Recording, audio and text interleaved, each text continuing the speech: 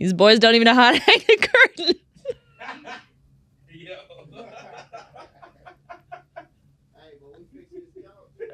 Nah.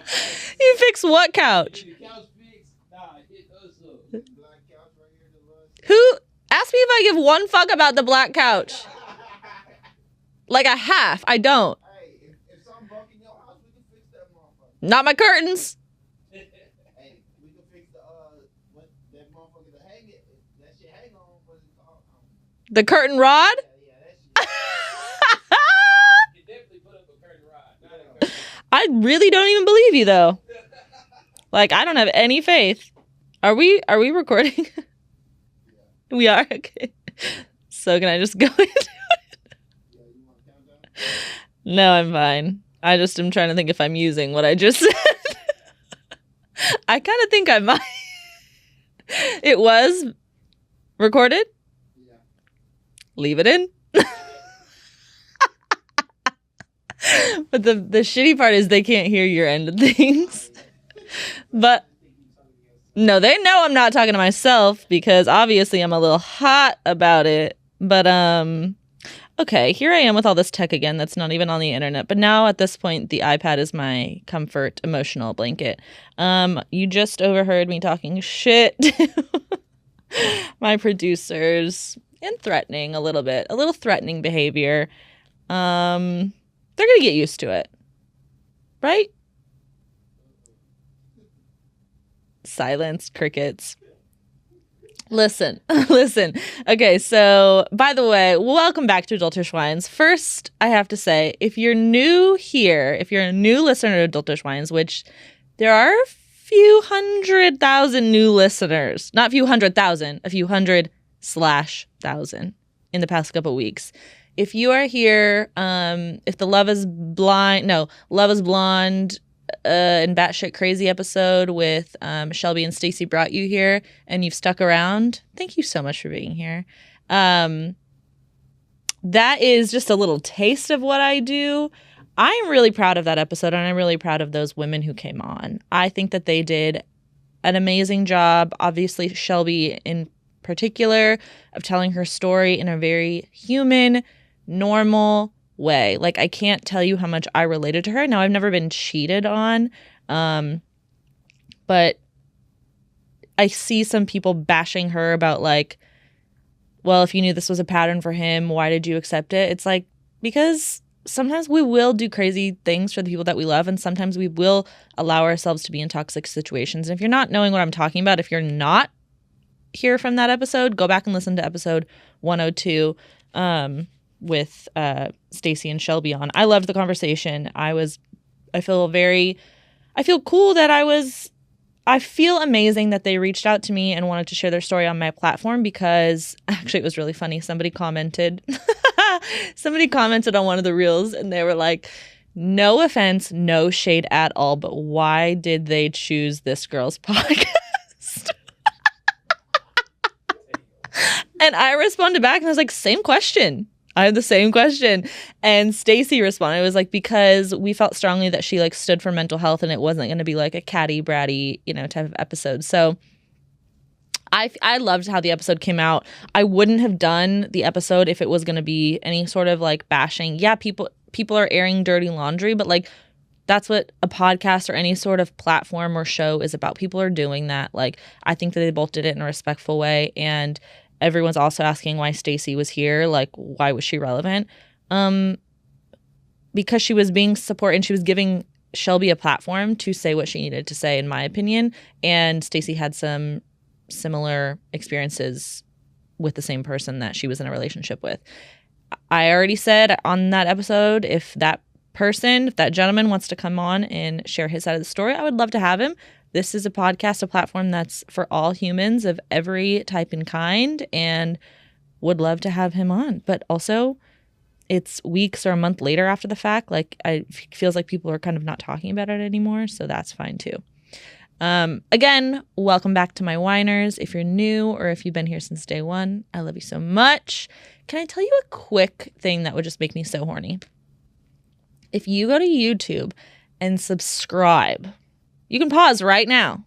and go do it. It'll take you 25 seconds, 4 minutes if you forgot your password, which is like a real bitch. But like, I would really appreciate it. I'm very close to being able to start monetizing this podcast on YouTube with ads.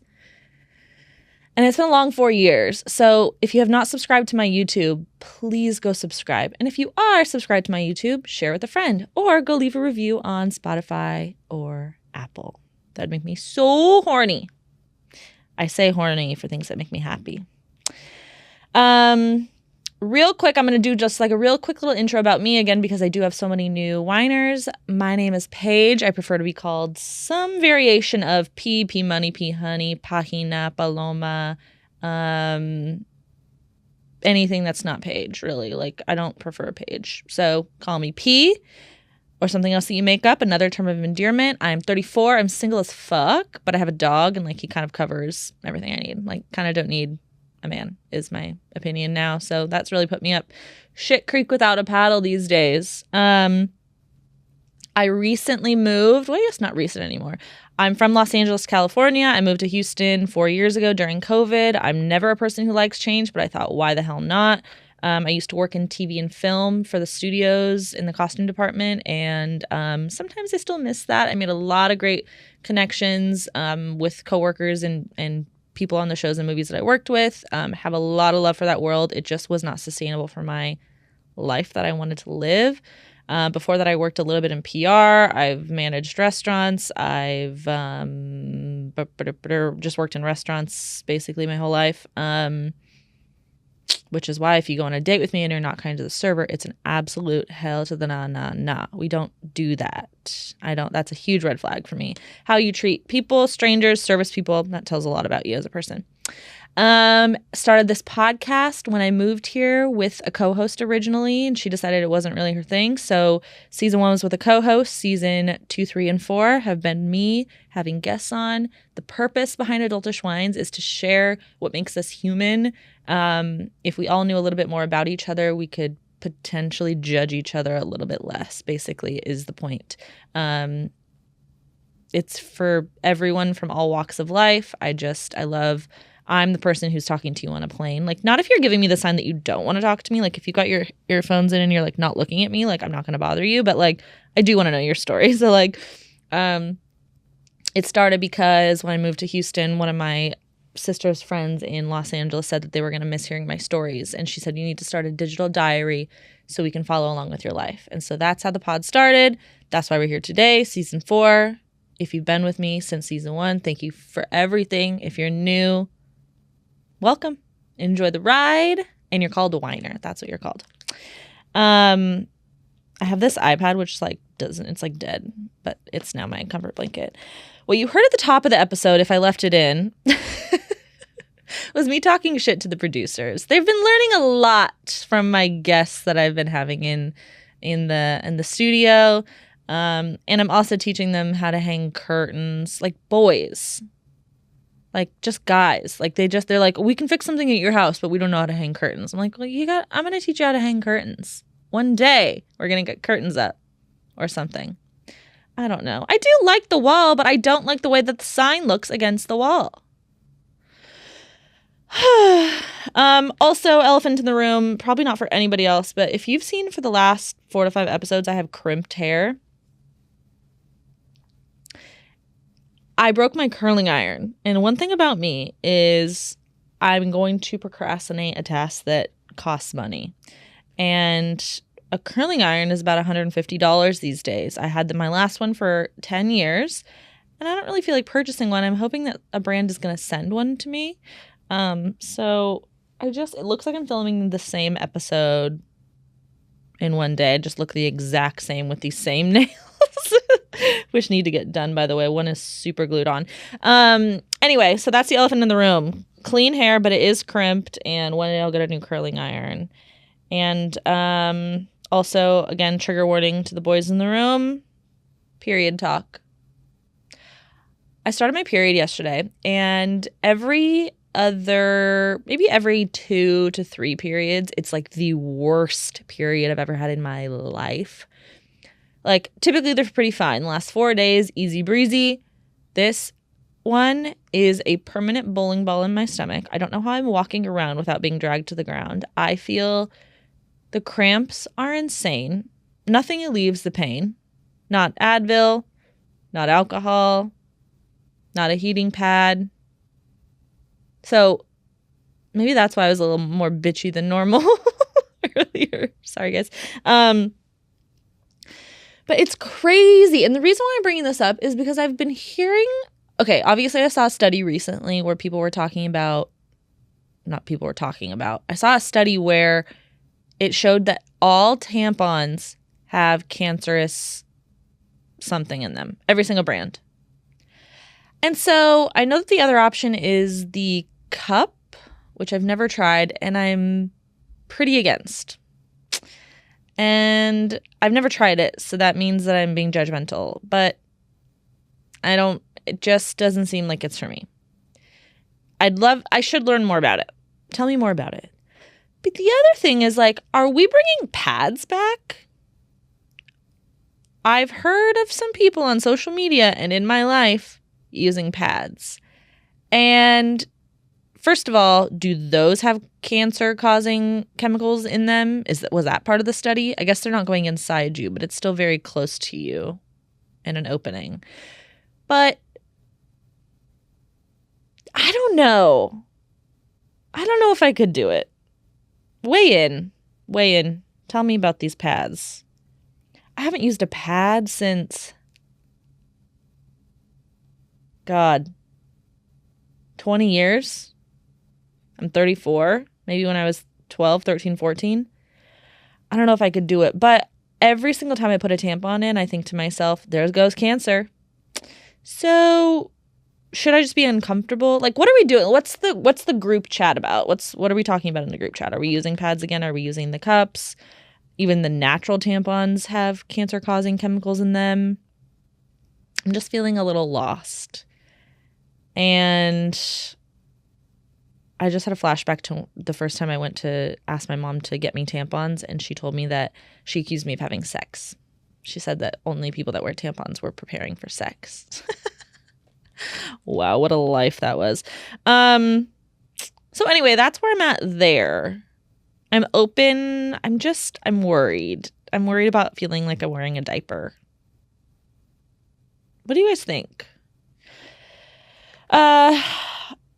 So since my live show, my 100th episode live show, which was July 25th, imagine planning. It was like a small wedding, right? So planning for months for that. And then it happened. And then it was over. And then for like 3 weeks, I felt like blah. I felt like I had nothing to do with my life.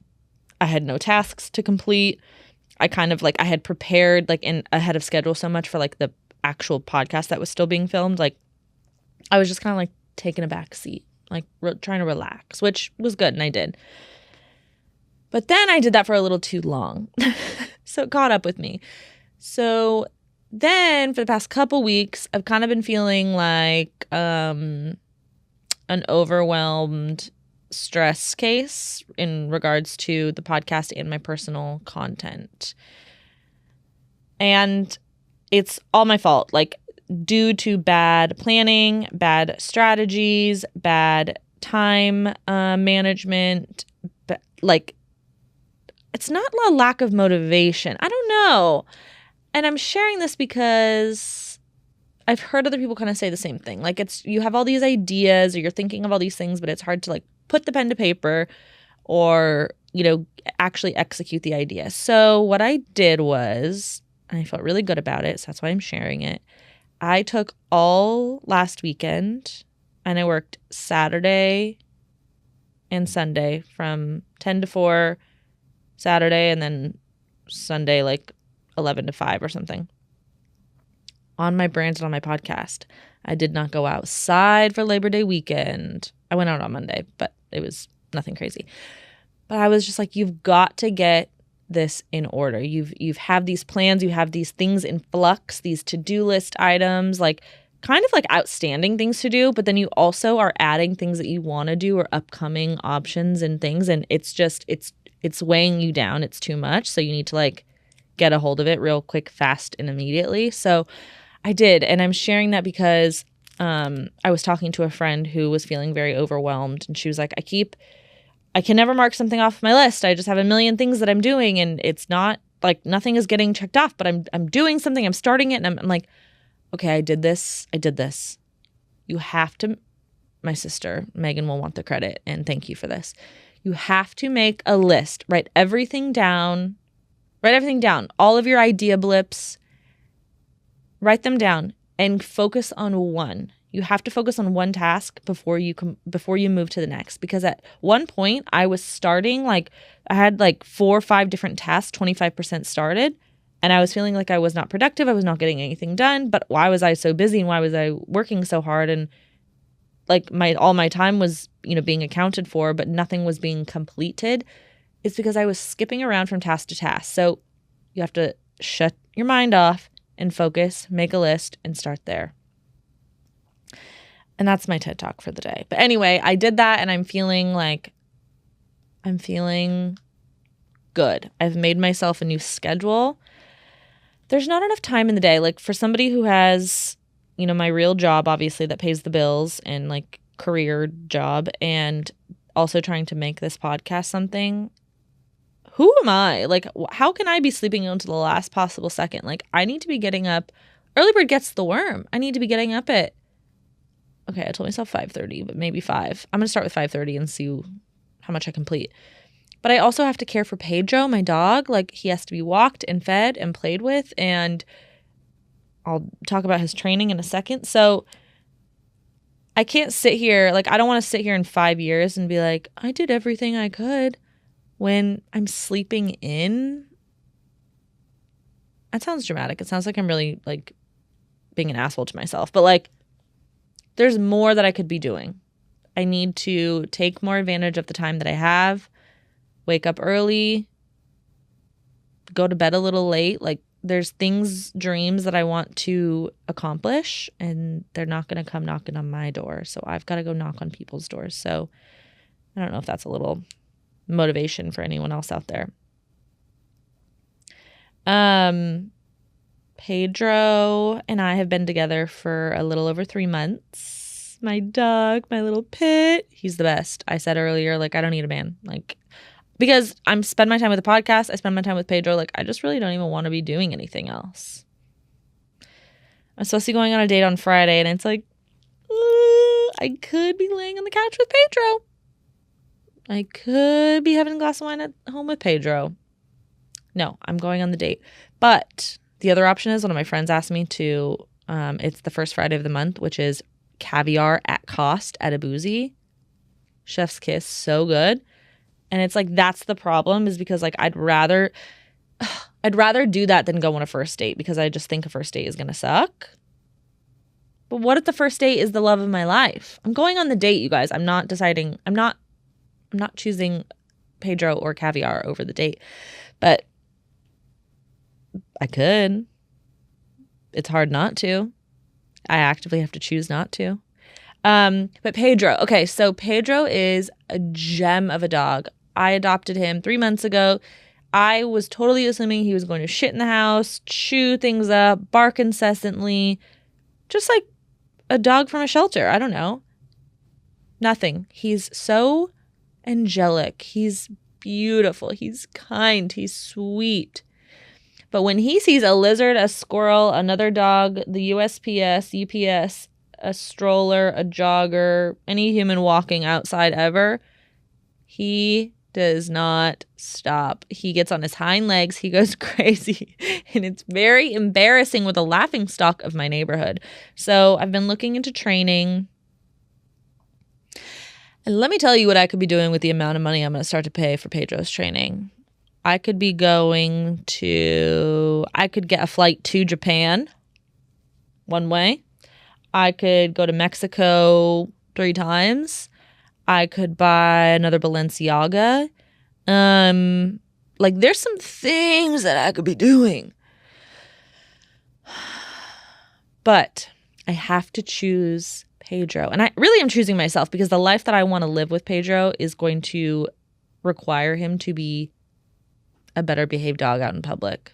Like I want to be those people that you see on the reels and TikToks where their dogs are like healing like a soldier type thing. So after the money that I'm about to spend on Pedro and his training, if he comes out any sort of way, then fucking aye, Captain, I'm going to be pissed. I'll let you guys know how it goes. I haven't even committed to it, but I'm trying to start next week. So 3 times a week, and it's in Sugarland. It is going to be like a 3-hour adventure 3 times a week for 4 weeks. So he better be a perfect dog after that. I am back on dating apps. I am going on that first date I just mentioned. I'm trying to take a really slow, modest approach this time around. I don't want to get burned out. I don't want to get irritated. But like, these people have to start it off with some cheesy ass pickup lines. It's very off-putting. But I'm looking past it and I'm just saying no. But anyway, I'm looking for just people who look like good humans. I'm not looking for their style, and I'm accepting people 5'9" or higher. I'm accepting people 5'9" or higher, because what if the love of my life is 5'9"?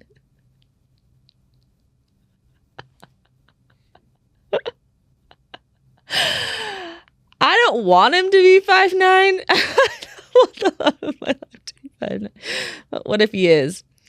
And what if the love of my life wears polos and khakis and those awful Sperry boat shoes? But like, what if he's the kindest person ever? So I'm going to be more open. I'm looking at what people are answering their prompts to. You know, like, are they putting effort in, or are they saying some bullshit about like, if you like pineapple on pizza, don't message me. Fuck off. Like, you're the worst. You're so annoying. Is that the best thing you could come up with? Things I order for the table. Wings. Pick a different prompt. It's just, okay, here I am. See, I'm getting irritated. I'm getting irritated just thinking about it. Anyway, but then there's also that part of me where it's like, okay, don't judge someone who's writing that. That's their answer to the question. But like, I don't know. It's just too much. I just want to meet someone in real life. I don't think I told you about the guy who I did meet in real life. Okay. A couple months ago, my therapist was like, why don't you meet anyone in real life? Like, what's the problem? And I was like, I don't, like, this is me. Like, I am social. I'm out there. Like, I'm available to be met. And she's like, there's something wrong. Like, there's something missing. Like, I know I'm a homebody, but when I do go out, what are you not doing? What are you not taking all the way? I'm like, okay, you know what? Like, I do think that I'm a very social person, but if somebody tries to approach me and I like even think they're cute, I'm like, I get a little like giggly and like almost maybe standoffish to somebody rather than like continuing the conversation. So I left her office and I was like, okay, I am going to Total Wine before my friend's party, and if I see anyone cute, I'm gonna make eye contact with them. And she's like, okay, do it.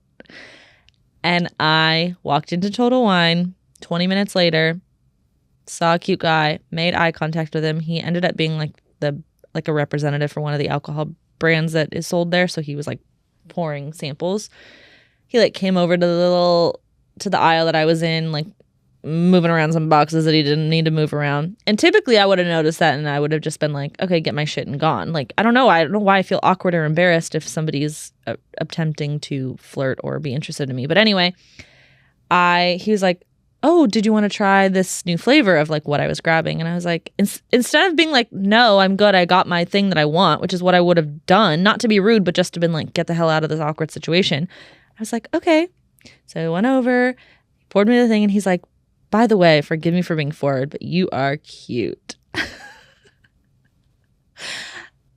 And I thought it was a little dorky, but I went with it. And instead of saying thank you and walking away, I said, thank you, my name is Paige. Continued the conversation. He grabbed my number. We haven't gone out yet because there was like a hurricane and there was like a death in his family and lots of things been happening. But it was funny. I texted my therapist and I was like, quickest turnaround time ever, 20 minutes. And I put something into action. So that is a good reminder for me to just be, for everyone. I talk to so many of my single girlfriends or single even acquaintances or people that I have on the pod are like, I never meet people in person. And it's like, me neither, but are we doing anything to help with that?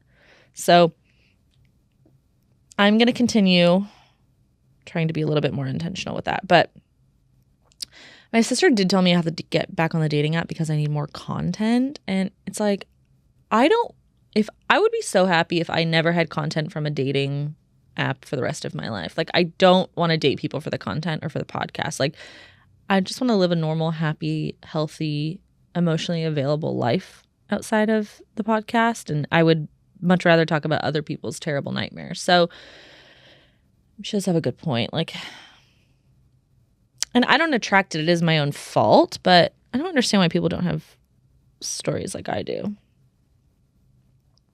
So, excuse me. I'll keep you posted on that. This was a short and sweet solo because, to be honest, I've been doing a lot. I'm in the new studio bi-weekly. I had a random third day in there one day. We've got episodes kind of queued up for a while. I wanted to introduce myself to some of the new whiners. And that's kind of it. My wine of the week is... My wine of the week is not trolls, okay? I just got my second ever social media troll who really like hated my guts. Actually, let me read you what they wrote. Hold on one second. Let me find this. I really quite enjoyed it. And I'm all for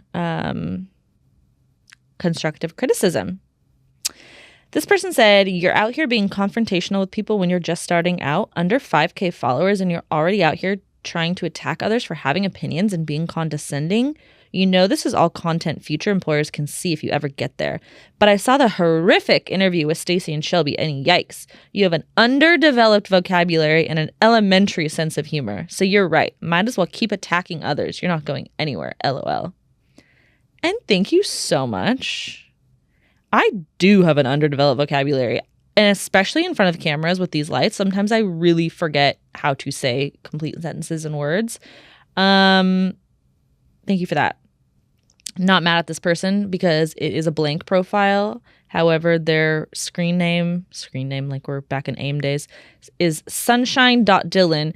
And I posted this to my story and multiple people said more like rain clouds, Dylan. I thought that was really funny. But anyway, shout out to Sunshine Dylan. Thank you so much. Keep commenting. Please, trolls are welcome. But you know what kind of trolls aren't welcome? And this is my wine of the week. The trolls that have, quote, Jesus is king in their bio.